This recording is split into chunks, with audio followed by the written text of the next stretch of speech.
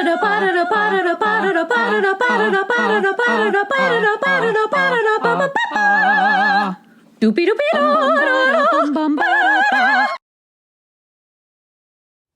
friends, welcome to the second episode of Flipping Floppies over here at the Comic Book Couples Counseling. I'm your co-host, Brad Gullickson, and I am bringing you a very special comic book today, The Man with the Getaway Face from IDW.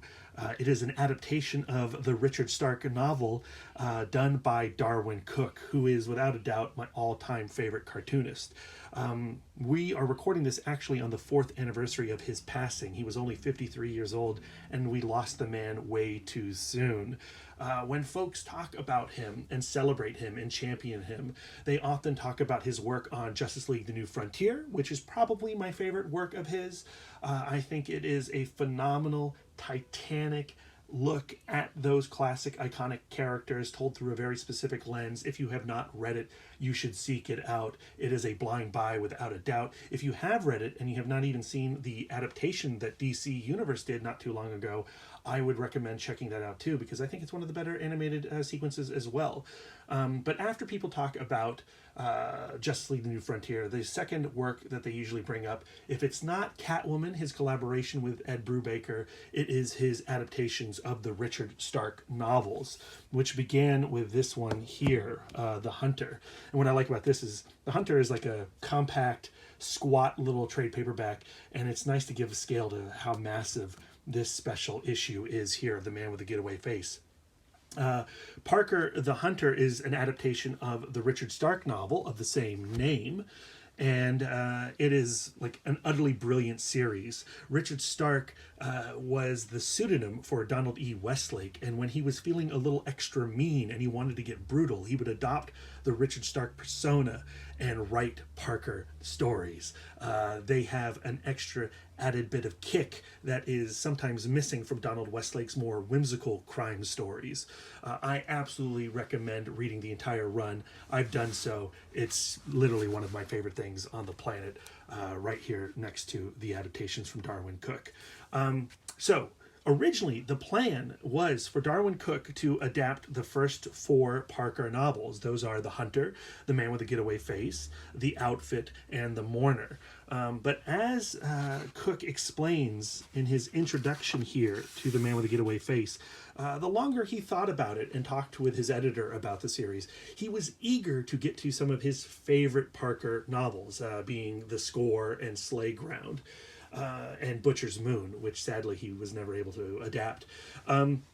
And he felt like he had to like ditch some of the Parker stories that didn't speak to him as much. And The Man with a Getaway Face is actually one of his least favorite Parker stories, as he explains in this introduction. And I'm taken aback a little bit by that, because I do really love the second novel. But I can see how it might not speak to him in the way that The Outfit or Slayground does. And they ditched The Mourner because The Mourner just wasn't as visually appealing and not as ripe for a graphic novel adaptation.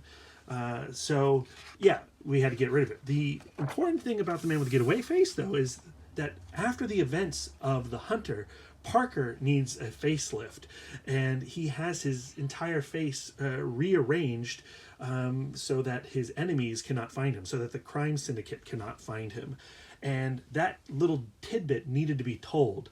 And Parker basically gets this adaptation here, The Man with the Getaway Face, from Cooke, because Cooke just needed to get this detail out of the way. He's not terribly interested in the novel itself or the details of it or languishing on it too much, but he just wants to like get on over to The Outfit. And so the plan was to publish this retailer edition, give a little taste and a tease to promote The Outfit when it came out later in the fall.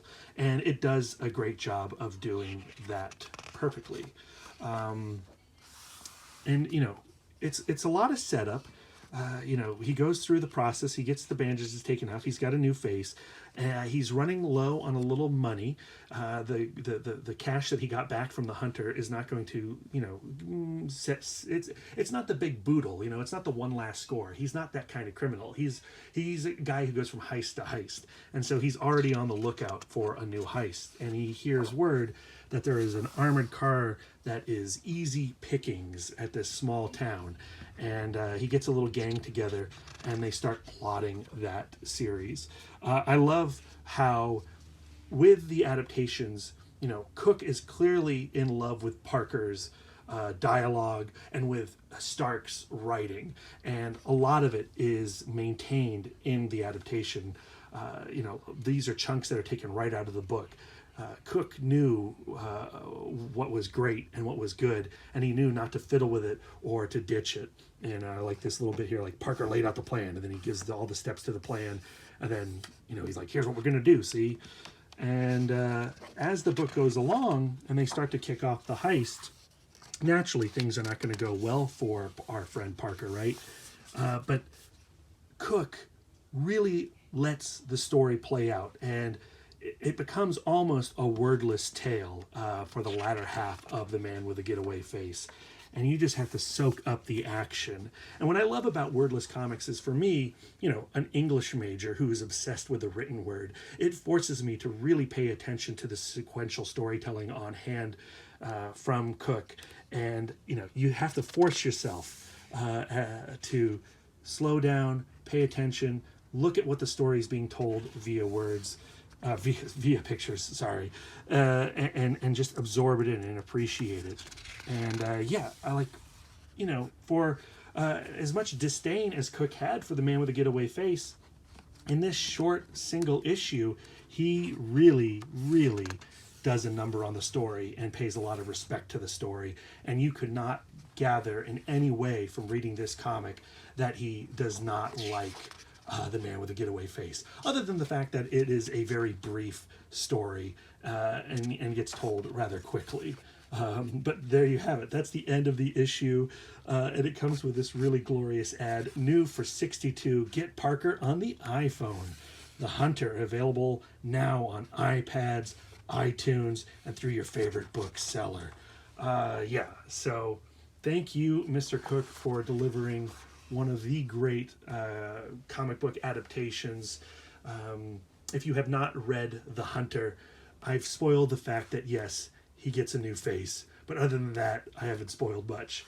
And this book here, this short, brief comic book, is included in the first volume of the Martini edition, the oversized, buco expensive graphic novel. I think I picked it up originally for $100. It's a little pricier now, but I think they're going to do a new edition of the Martini edition, and there's going to be a volume 2 that actually Ed Brubaker and Sean Phillips are overseeing.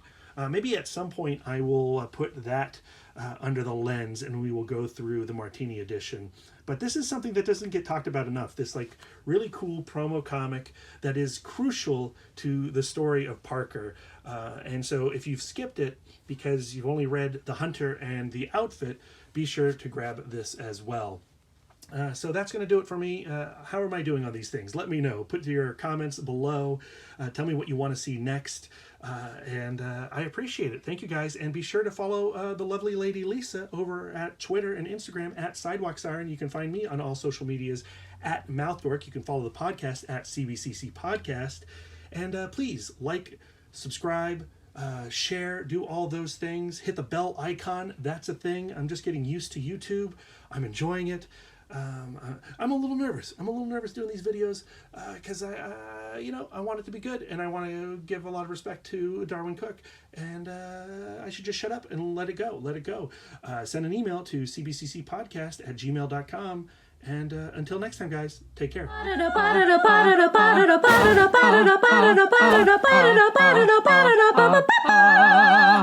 Doopy doopy